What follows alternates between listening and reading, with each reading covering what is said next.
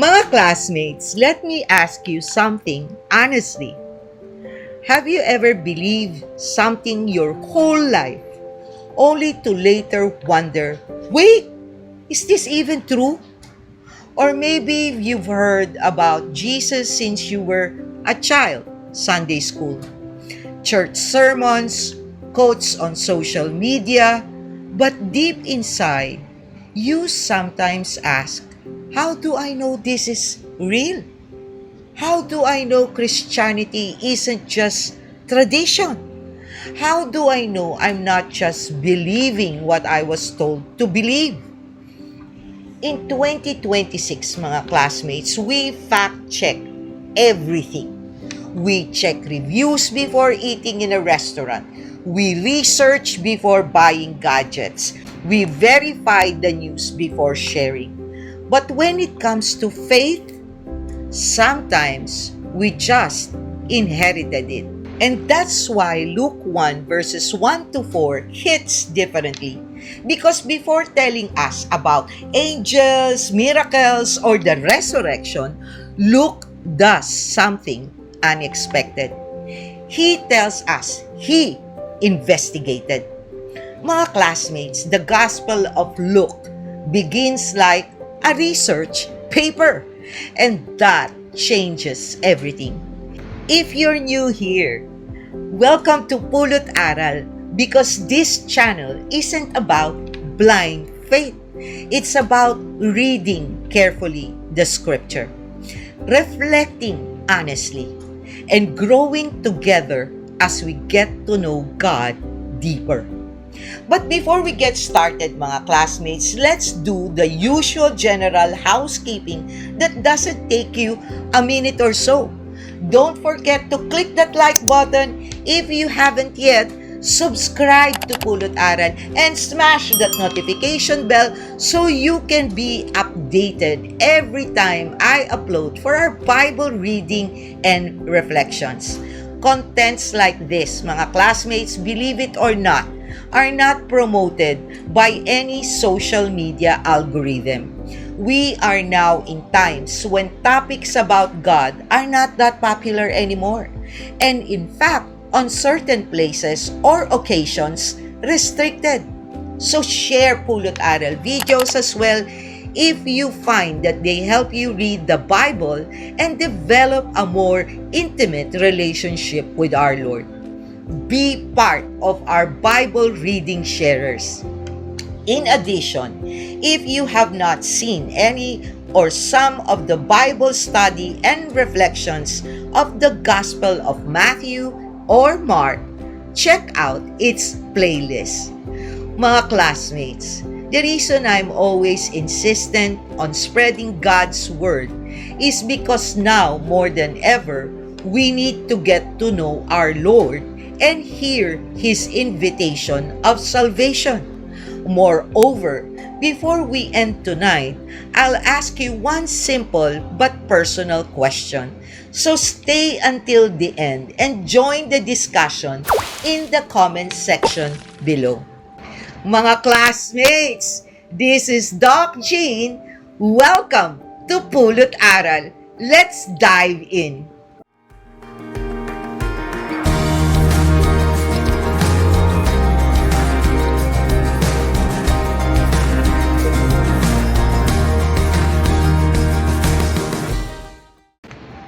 Before we start with our exciting discussion about Luke 1, mga classmates, let's pray and have the Holy Spirit bless us with concentration, discernment, and desire to finish reading Luke 1 all the way.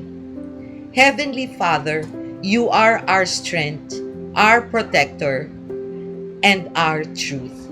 Keep us from destruction and deception, and reminds us always to wear your full armor against the enemy's schemes. Help me and my classmates to hear what you want us to hear, see what you want us to see, and live the way you want us to live. Lord, let your presence touch every heart watching this video. Remove pride, bias, and division, so only your truth remains. Use this channel and our lives to draw more people to your word and to the joy of knowing you personally. Strengthen our faith, deepen our obedience, and make our lives shine with your love so others may see you in us. Let them be moved, Father God, to help this channel grow so we can spread and build a Bible reading community who speaks your words. Increase our desire, discern will, obediently do, and delight more to live a life according to your will. This we ask through Christ our Lord. Amen. Before we start the general overview and context and discussion of these passages, mga classmates, let's first read Luke 1 verses 1 to 4, and I will be reading from the ESV version. Dedication to Theophilus.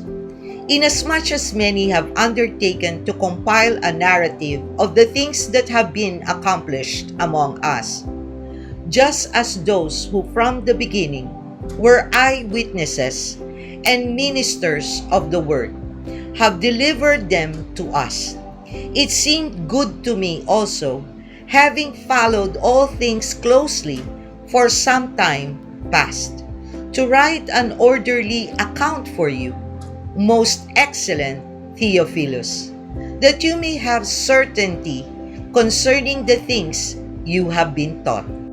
Mga classmates, let's now go for the general overview and context of Luke 1 verses 1 to 4. Luke doesn't start with once upon a time. He starts like a historian. He says many people have written accounts about Jesus. That's interesting. This means early Christians were already documenting events. Faith wasn't floating in myth. It was grounded in testimony. Luke says he followed everything closely for some time past. He interviewed eyewitnesses. Imagine that, mga classmates. Luke probably sat down with people who saw Jesus heal, people who heard him preach, maybe even Mary herself.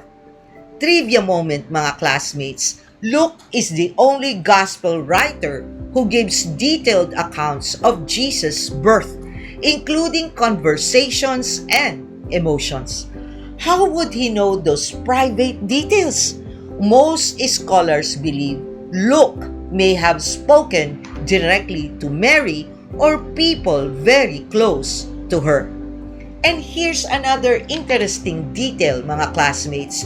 Luke also wrote the book of Acts, meaning he didn't just investigate Jesus' life, he documented the early church explosion too, and he addressed someone named Theophilus. Now, here's where it gets intriguing. The name Theophilus means lover of God. Was he a real Roman official? Likely yes, but some scholars suggest Luke may also be writing to every lover of God who wants certainty. Mga classmates, that might include you or us. In fact, it's really for the Gentiles who, in one way or the other, started following Christ. By the way, if you want a deep dive on who Luke was as a disciple, author, and the man, please do check out my video about him. About Luke as the original storyteller that you need to know about how he wrote the gospel. With certainty. Not feelings, not hype, certainty.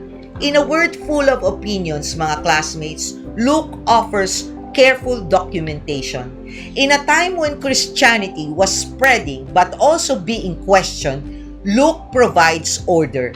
That word orderly account in Greek implies structure, intentionality, reliability. Mga classmates, faith isn't anti-intellectual. Luke proves that. Mga classmates, let's reflect and discuss now Luke 1 verses 1 to 4. What are the lessons we can derive from these passages? Lesson number 1, value of the truth. God is not afraid of our investigation. If our faith cannot survive questions, it's fragile. Luke shows us that Christianity invites examination. We don't have to turn off our brains to believe. Mga classmates, doubt isn't the enemy of faith. Apathy is. Luke is basically saying, check the sources. Lesson 2. Christianity is rooted in history, not vibes. There's a saying Filipinos often say, kung di ka marunong lumingon sa iyong pinanggalingan, di ka makakarating sa iyong paroroonan. Translation, if you don't have the wisdom to look back at the history, you won't reach your target destination. Why? History, if not tampered, will teach us so many lessons, mga classmates, especially mistakes we don't have to repeat. It also teaches us to be grateful because many sacrificed their lives to pave the way for us to make things easier as we moved forward. Unfortunately, many of us now don't want to know our history, the root of why we are the way we are. We just want to keep on moving forward without giving homage and respect of the past. The generation now is more cultural. What's universally acceptable in the society, regardless if it is based on the truth or not. Regardless whether what we are doing have been done in the past and proven wrong. Sadly, mga classmates, our culture today runs on feelings. If it feels right, it is true. That's why follow your heart is a cultural lie. And if you want to know the 7 more cultural lies why our lives are the way it is now, then check it out if you have not seen them yet, mga classmates. Anyway, that's why Luke said, no, truth stands even when feelings fluctuate. Our emotions may change daily. Truth doesn't. Lesson 3. Faith can be certain, not just hopeful.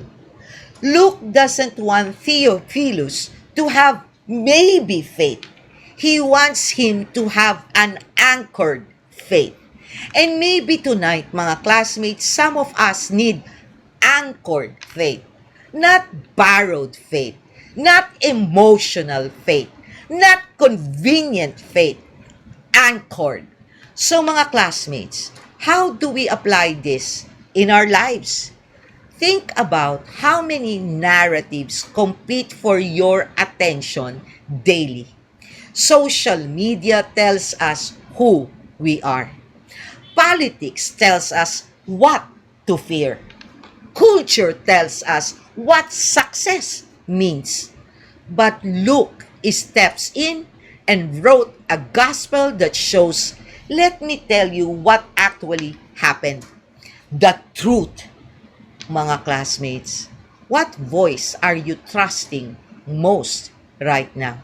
So, before we end tonight, here's the question. If someone asks you why you believe in Jesus, could you explain it? It's a simple question, but powerful. Let's talk in the comments section below. Tonight, mga classmates, we learned that Luke didn't write randomly. He investigated carefully so we could have certainty. If you missed our episode on about being born again and its marks, watch it after this. It's one of the most important videos you shouldn't miss. Mga classmates, Thank you for joining me tonight for the Bible reading and reflections. May God bless you all. Always stay safe and be healthy. This is Doc Jean. Bye!